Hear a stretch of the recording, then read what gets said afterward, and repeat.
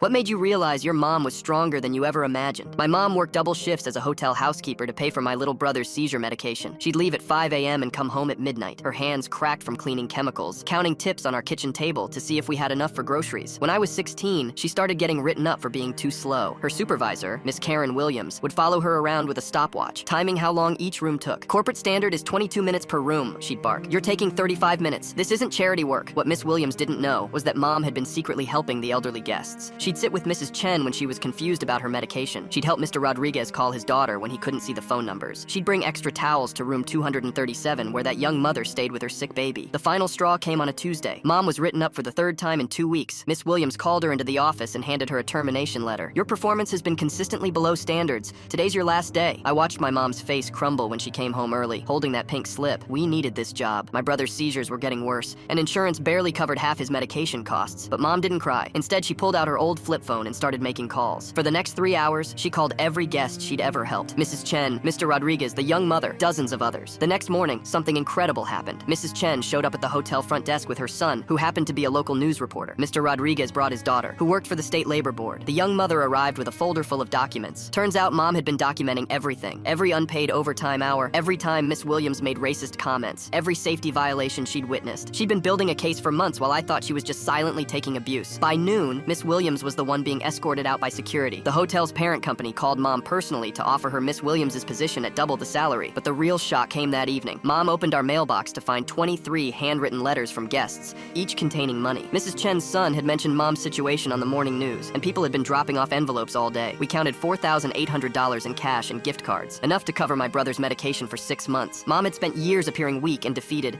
but she'd actually been playing the long game, turning every act of kindness into an alliance, every injustice into evidence. She didn't just survive that job, she strategically destroyed the person trying to destroy us.